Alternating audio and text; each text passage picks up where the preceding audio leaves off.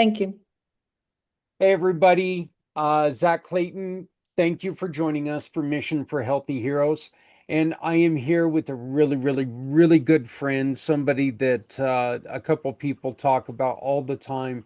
The great Mr. Z talks about Aviva all the time. So he loves her to death. And then we've also got our great friend Lynn Sobolski, who's going to be joining us later tonight, giving free readings right here at 10 p.m. Hmm. So you want to make sure that you turn in and get a free reading just by commenting.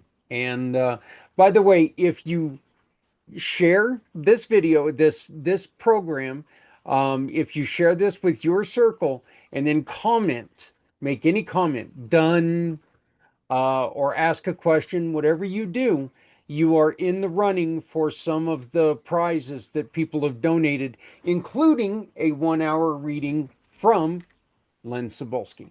So, but Aviva, how are you doing? I'm doing well, Zach. If maybe you want to clarify about if they ask me a question because I am being recorded, they can have the answer as soon as I Yeah, get the question. right. And yeah, that is true. This one is being recorded, but if you do have a question, first off, the best thing to do is make an appointment with Aviva.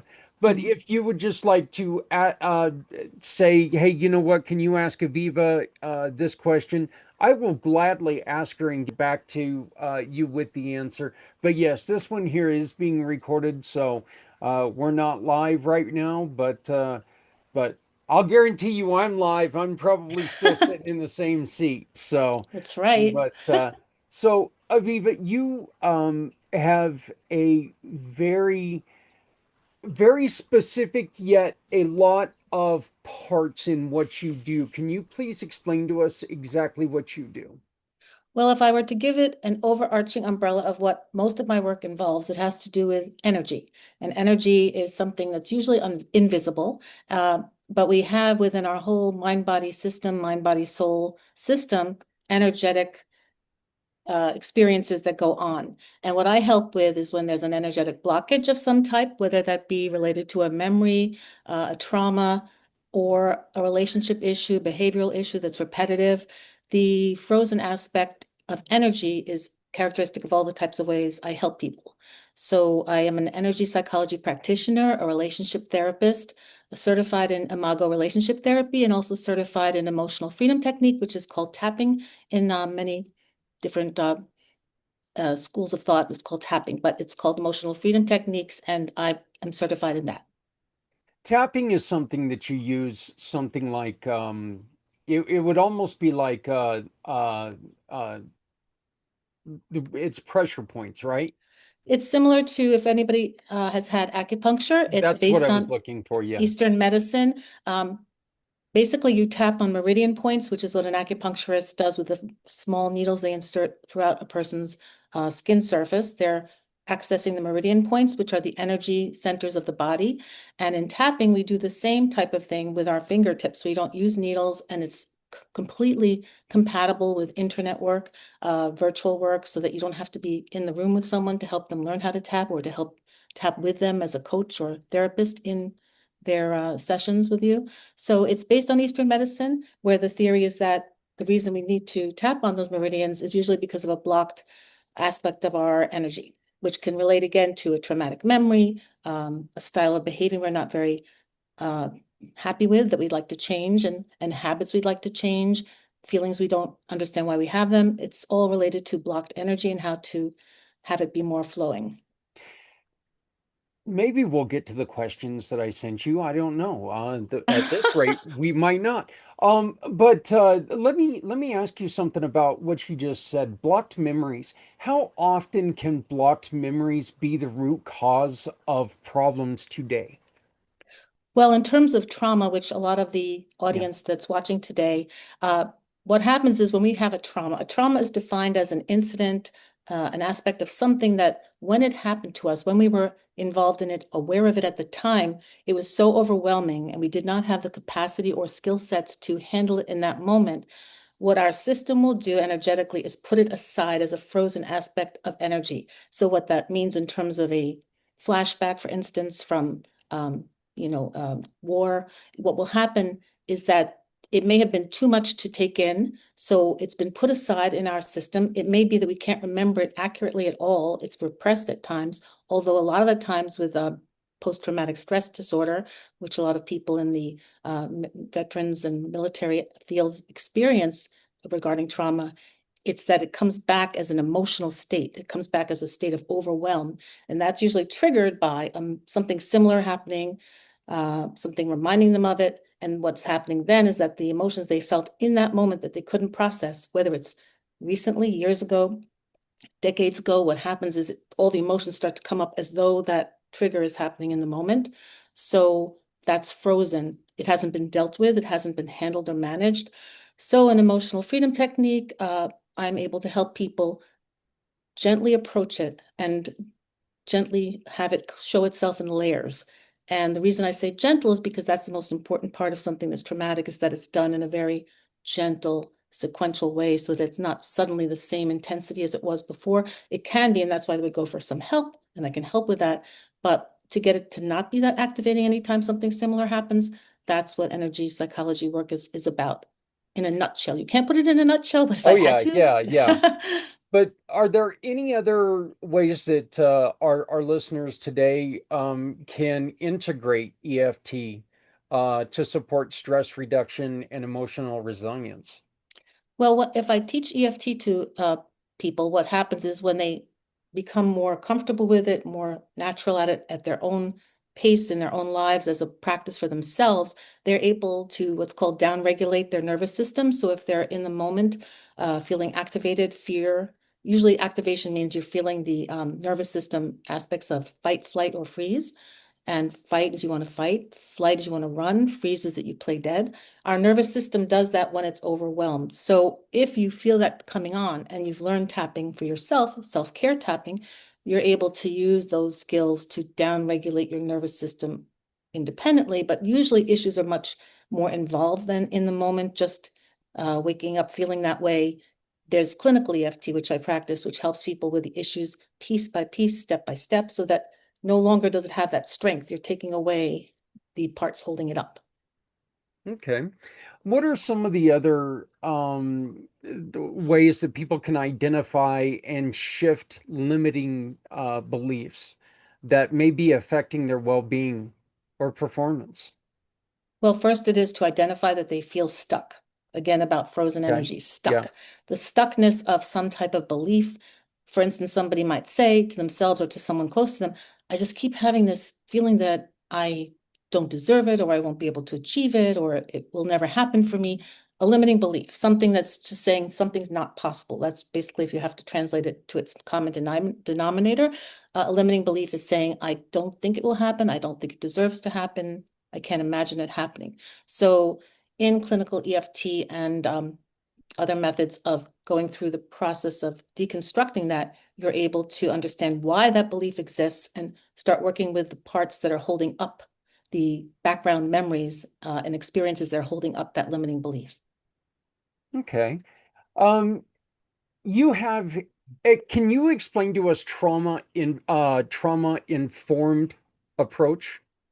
A trauma-informed approach, which EFT is partly Yeah. one of those, this whole category of therapies that are like that, called that. What it basically is that through the therapy itself, you're approaching the aspect that the situation or problem someone's coming to you for and about has to do with a traumatic issue. So what you're doing is approaching it as gently as possible. And I keep emphasizing gently because really with trauma, that's the only way you can really help someone, is that they feel the trust and calmness and ability to be vulnerable with you so that they can start exploring what this is, because trauma is usually overwhelming.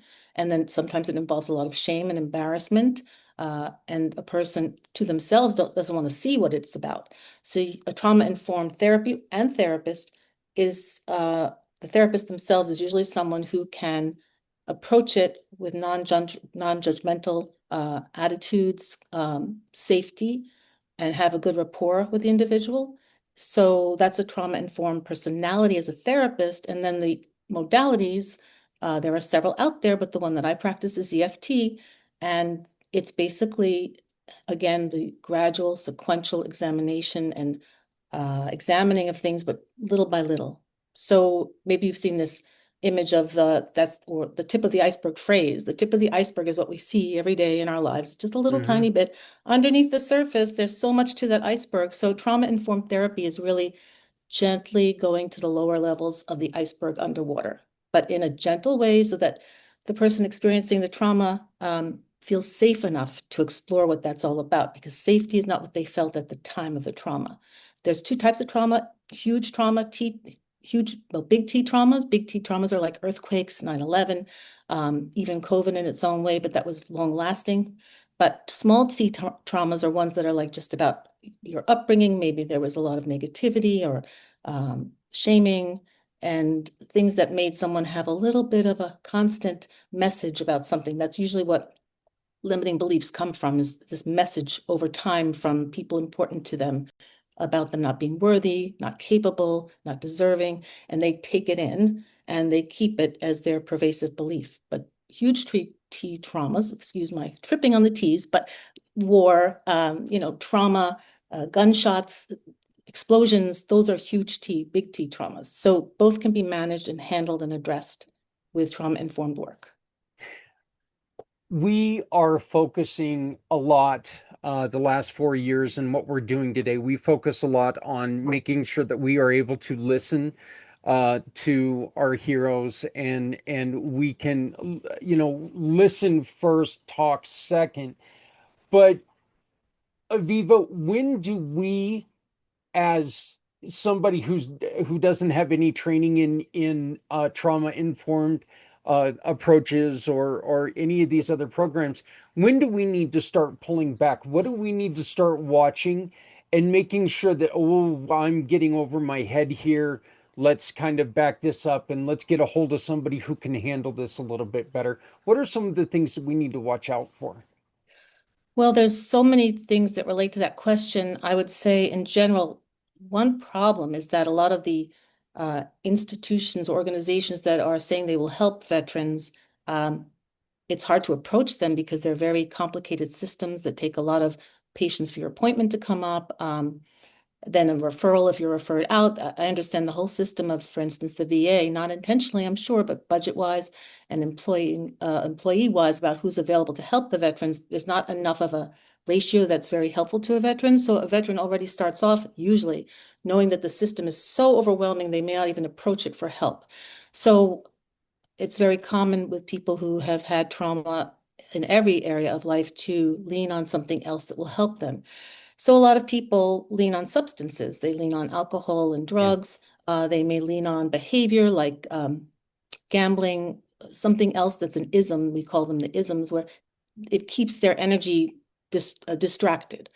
So that often is not what the person themselves is aware of as being a way that they're handling something. The people around them that care about them are more aware of. They're having an issue. They're starting to drink too much. They're starting to take medication. They're trying to tune out, or they're tuning out and they don't seem to be themselves, or they're not themselves that I'm used to or remember them being. So very often the people around someone with a lot of trauma are the first people to notice and experience and maybe try to talk to the person or intervene. Uh, so it's very hard for the person themselves if they're just trying to take care of it and they don't have the tools sometimes for themselves. Look where they have ahead of them. They have, if there is a system like the VA, they are like, oh, it's just too hard to get involved in that. The appointments are so far in the future. Um, I'm not sure I even want to go through that hassle. So there's their own, it's a reality too. If there's a system that doesn't give you a lot of access, you're not going to be able to go to it and say, I'm going to just do this. And so you need to have a support system around you of people that care about you, or an employer that notices something, that starts to say your performance is affected by something. Could you go try to figure out what that's all about? So I would say the hardest thing is the self-awareness, because you're already traumatized. So to be self-aware and determined to go for help that you don't even know if you can access or what it is, it's very hard. So that's why it's great that you're doing this type of work, Zach, because you're letting people know the different ways that they can get help or start to ask questions. So when they start asking questions, other people can refer to other people, like, oh, I know this person that does this. I know this person that does that. I know Aviva who does EFT. So that's Yeah. the way, is that the conversation gets started. Well, and that's the reason why I strongly believe that we should never shut up, because I want people to know that Aviva's out there. I want people to know that, you know what, it is frustrating. As a civilian, it's frustrating. I'm waiting 4 months. I'm sorry, I was going to say 6 months. I'm waiting for 4 months for a very, very painful neck just to be Mm, seen to decide what we're going to do with it. hmm So, and I'm not involved in the VA. It's just that's kind of the way the medical system is now. And yes, in the VA, we've got limited doctors, we've got limited appointments, we've got all these limitations that really, I think a lot of times it puts that I'm not important enough for them to get me in. And hmm we need to make sure that we're telling people out there, no, there are other programs that, you can try, try these, see if it works for you until you get in and be seen with your doctor. But there's more than one way to heal. hmm There's only one way for you to heal, but there's many things that you can try to find that healing, and a lot of things that we can put together to initiate the beginning of the healing. So, um, and I think with what you're doing, I think it's a beautiful place to, start seeing yourself and start learning how to control some of the anxiety and things that you may experience. So what are Well, I some of want the, to add something, Zach, here yeah, about two please. parts that come to mind.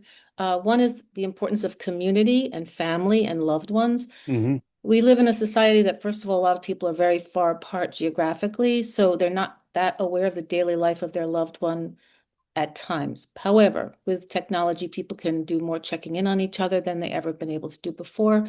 They can check in by a virtual call to just see how the person's looking and sounding and how they're moving. I mean, you can tell a lot by the body language of somebody if they're having a difficult time.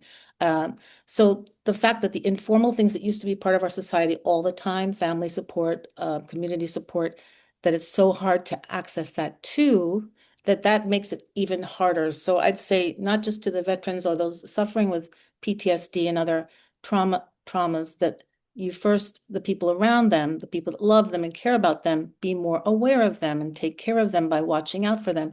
Because again, the hardest thing I've heard over and over again is I didn't know where to look for help. I didn't know that I could get help. I tried to get help at that organization. However, the waiting list is 4 to 6 months. In that time, I wasn't able to get a prescription for something I may have needed, no matter what the prescription was for, whether it's for nerves, anxiety, depression, or even medical issues. I do know that it can be a big lag, insurance issues. So the value of community and family and loved ones, it sort of says, I give it back to you as well today. Like I give it back to family and loved ones to care about someone and notice differences in them. Because while they have to wait for something, the only thing that will help them is to know they're loved and accepted. And that's very important too. So I just thought I'd add that because it is important. Well, and that's a beautiful point, because look, let's be honest here. You're in New York, I'm in Colorado. This was Hmm not possible, years ago. This wasn't. Yeah, it was possible for a telephone call, but we're actually having a face-to-face conversation now. hmm This is something that everyone can take and pick up their phone, and instead of hitting the phone icon, they hit the camera icon, and you can talk to people face to face. It's so much more personal. And I think I think what you said is a very, very strong statement, that we don't have that excuse anymore that, they're too far away. I couldn't reach out. We can reach out to everybody, at any time. So I And if the really think, person's feeling about themselves is that I don't deserve or can't get help, they're living in that framework in their mind because that's all they've been able to get reinforcement for as a truth. It's not a truth in reality, objectively, but it's their subjective truth. So they're believing there's nothing out there for me. I can't get what I need. And that's why they often will go to something else to self-medicate. Self-medicating is the alcohol use or the substance abuse use or distractions that just keep them from being present with themselves emotionally, which of course people will do if they have no other source of relief. It's human nature not to want to constantly be in a state of pain and grief and discomfort and fear, which is all part of what PTSD is about. So community has a responsibility. I'm just saying Yeah, that too. there is no doubt, and in my own experience, there is, pain and injury, and there is nothing that is more defeating at times than dealing with that pain on your mental state. Mm, You just sit there and you're like, well, I just can't get people to care, so I just give up, I'll go on ahead and I'll just take your drugs that give me to get me by. And hmm and that turns into something, very dangerous, very dangerous. So, what specific tools or practices will people learn when they come to you about the tapping, about any of these programs? What are some of the specific tools that you're going to teach them, or Oh, will they need? the best and basic and most essential thing that happens when you start to do a lot of uh, working on the layers of something that's stuck and traumatic in whatever way you approach it is that you start to learn more ability to be resilient in terms of bouncing back, to have your nervous system be calm. All of these concerns and traumatic feelings people have, overwhelm, fear, PTSD, flashbacks, a lot, that's all about the nervous system because the nervous system is the reactive state. It's also the rest and digest state, the other part. But the part that's reactive is reacting to as though in the moment the same thing is happening. That's the basic way to say it. So in EFT, one can learn how to get their nervous system to downregulate back to a baseline of calm. When you have a baseline of calm, even though over time you'll be even more calm or be more of a better baseline each time you work on yourself with EFT, what it does is it allows the problem solving part of the mind to come forward and say, well, here's an approach. It's just internal awareness. You'll start to have an awareness. Oh, I could look at it that way. That's one way I could handle it. Oh, that wasn't so serious, meaning a perspective, not that an incident wasn't serious, but the way you looked at it might be that you were looking at it in a very harsh, punitive way to yourself. So, because there's a lot of the language to yourself, I'm to blame for it. It's my fault. The fact that I can't get over it is my fault. There's something wrong with me. In EFT, you can get the nervous system to actually isolate that there was an incident, you're reacting to it. However, that doesn't mean that you're incapable, there's something wrong with you. You have tools, here's a perspective. It allows a distance from the memory and the reaction. And that's all about nervous system regulation, down regulating to a state of calm. When we are calm, doesn't mean we're asleep. It means we're more aware of problems, solving solutions, insights.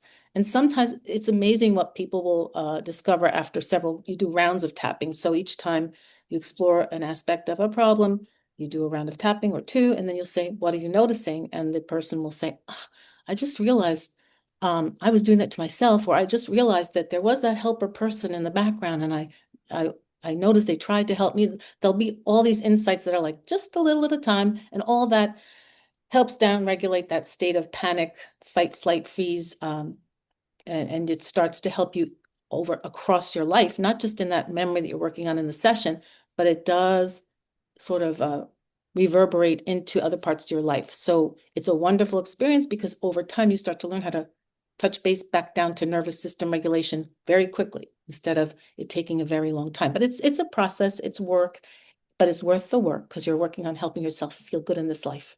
Yeah, very much so. I've got one more question for you, and then I'm going to ask you just to if you had anything else that you would like to say.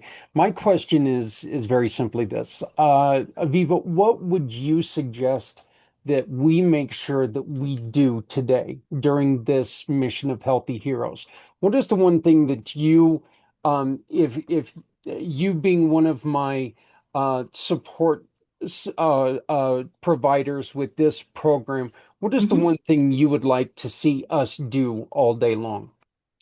Just remind yourselves and each other that it's a community. The most important part, the community strength, the fact that you're not alone, because that's one of the biggest issues Mhm. is that we feel we are alone in a circumstance, in Yes. a situation. Whoever you've been able to reach, either through this live telecast that you're putting out today, or the fact that it's going to be on recording, I'm sure parts of it on YouTube accessible to people, Mhm. is just that no one's alone. So also those who are watching it, who know other people who could use the information that you're giving to people about how to get help and how to reach people for help, keeps sharing it, share it, because it's just really important. I have known veterans and I have known people that suffer a lot, and it's very insulating. They just feel they're totally alone, even though they're part of a huge community of people experiencing the same things. There's no way that community can speak to each other because they all feel that they're the only person in that circumstance. So that's why sharing, mentioning it, posting it again on their social media, whatever way they can spread the word, it has to be spread and understood by more people. And then somebody else will share it, somebody else will share it. That's the most important thing, is to help people not feel alone and that there is help. Again, very, very important with what you said and with what we just keep telling people. Look, we need to make sure that we're talking about what we've been through, what we did to get through that, because there are so many, there have been so many things that have happened to so many different people. They're not, we're not inventing new things to go through. People have been through these things and people can talk to each other. We just need to make sure that when we speak to someone, we're speaking to the right people. When we look for something, when we look for a program to help us, we need to make sure that we're looking for the right programs to help us, not just giving up. And that's one of the reasons why everyone should really listen to what other people have to say, because somewhere out there is your path. Mm. And that's what we need to make sure. Aviva, I'd like to give you the last word. Is there anything else that you want to make sure we talk on? I think that's it for now about the energy work of tapping. I also, just to say, help people in their relationships with stuck situations. I'm a relationship therapist, so in that work as an Imago relationship therapist, when we have relationships that aren't quite working or feel like they're stuck and have a lack of flow between partners, I do that work as well, which is very much similar but in a relational context. So that's also available if anyone's interested in inquiring more about that. You also make sure you also have a program that helps people with listening to each other, and with programs like mirroring and just make sure that you're active listening. Can you That's talk very about much that a a little part, bit? yeah, with imago therapy, the foundational aspects of it have to do with the three foundational parts of connecting with someone: mirroring, validating, and empathizing. So it has a context of relationship therapy between partners in any relationship. That's imago, but it also has a context called safe conversations. And I am also trained in that. And that's more of a model for organizations, businesses, human resources, schools. So what you do is help people learn how to actively listen. That's one of the hardest skills when I teach it. People don't realize it's a skill. So when I do teach active listening, I've had people like show sweat on their brow because they're trying to understand. You mean I have to pay attention to every word this person is saying to me? And at first it feels very hard because we're not used to doing it. But that part of fully listening and then mirroring back what you've understood from someone, whether it's one-on-one or in organizations or groups, what happens is when you fully hear and understand and make sure you've understood, it takes away all the, let's say, the waste of misunderstanding. And misunderstanding is what happens between most people most of the time. They assume they understand the other person, they assume it, they let their mind spin. If they said this, they must mean that. They don't clarify, did you mean this or did you mean that? Or could you explain it more to me about how I haven't understood you? So those are the things I teach for active listening. And that helps a lot too, because if someone's coming for help, such as the other questions we've had about if someone needs help, how can they get it? They may be expressing that they need help, but the person hearing that request hasn't understood them. So that's very important because they may have been brave enough or strong enough in that moment to say, I'm really suffering and struggling. Can you help me? And they may be told, and a lot of people are told because the person listening or hearing, I wouldn't say listening, hearing only hears, uh-oh, that's too much for me to handle. I'm just going to tell them to forget about it or get over it or go talk to someone else about it. Where there, the person's opportunity to be vulnerable and ask for help has already been shut off. And that is another layer of why people don't access what they need or can't or try to. And it's a whole cycle of needing more connection and clarity that I help with that too. So And I think that's a very beautiful way to end this, in remembering that you can hear somebody if you're talking to them with the cell phone in your hand, if you're checking the football scores, but you can't listen to them with that cell phone in the hand. So you got to make sure that you're truly participating in active listening. If somebody's coming to you with a problem, make sure that you're focused on them and what they are saying. And remember, they are saying it. You don't need to always put your input in. Okay. but that's what the validation and empathy parts of the three aspects are, is that mirroring, validating, and empathizing. Validating is to offer someone you make sense. And the reason you make sense is when people are told that, when I first teach them that, very often they'll say, but I don't agree with her, or I don't agree with him. Why should I say that makes sense? The issue is not that you have to agree or you have to say that's fine or right or judge it. The concern is that they're letting you know something, and all you need to let them know is that makes sense for you. I understand in your experience Yeah. that makes sense. And that in itself is a healing aspect of conversations if people have them that way. And the empathy is to say, given that you feel that way, I can understand that you're frightened or sad or scared or feel grief. If you let them know you hear their emotional state too, then they feel even more understood and accepted, because it's also opening them up to being part of the world. People with trauma often feel they're disconnected. I know that you understand that too, and they all understand that are listening that feel this way. And that's why you're doing this beautiful work, is to help them feel connected. But the feeling of disconnection is so isolating. And you have to go into like the common denominator of what that means. It means if you feel disconnected, you also feel like you're not part of things. And you can also feel at a deeper level, you're ignored and not alive because people are not acting like you're there. So that's why it's so important, all those parts of a safe conversation. And they are welcome to reach me about more, because there is more to it. And how do they reach out to you? Well, my website is my name, but it's www.avivachanskygutman.com. And Z made a beautiful website for me. So just a plug for Z and his website development skills. So they can reach me that way, or they can Google me through my name. They can also see my own YouTube channel, which I hope to convert this onto as well. And also through you, they can just ask you, how do I reach Aviva? So Yep. that'll make it more simple.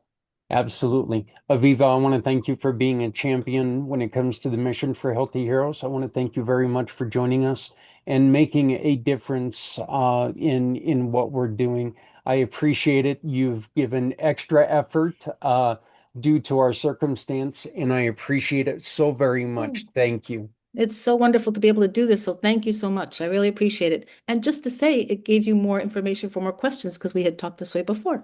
So it Yeah, helped. absolutely. I'll be honest with you. I think I really I think I got a clearer picture from this second interview. And so, where I wish that I could pull up the first interview, I'm glad that we had a chance to do this again. So, This reminds me of when people make pancakes. The first one's not as good as the yeah, rest. yeah. Or This is raising your second kids. pancake. Okay. Yeah, her raising kids. The first one didn't Oh, do so I well. wouldn't say So that. I have a the wonderful second one, preset. I'm going to try a little harder here. So, um, Oh, but I, because we don't, no third one, we never take pictures, so we won't do a third. yeah, They're wonderful yeah, kids, but they don't take pictures of the poor third one. Sorry, my third. I have yeah. like, I have Yeah, pictures of sorry, you, don't Isaac. worry. Sorry about that, Isaac. So, but thank you so very much. Please, if you ever have anything going on that you would like to spread the word, join us again on one of the podcasts. I'd love to have you back. Thank you so much, Zach, and hello to everybody. Have a wonderful time watching this, and I highly endorse watching this for 22 hours, if you can stay Oh, awake. yeah. Okay? Yeah, if I can stay awake. If you can stay awake. All right. Well, thank you very much. Thank you, Zach.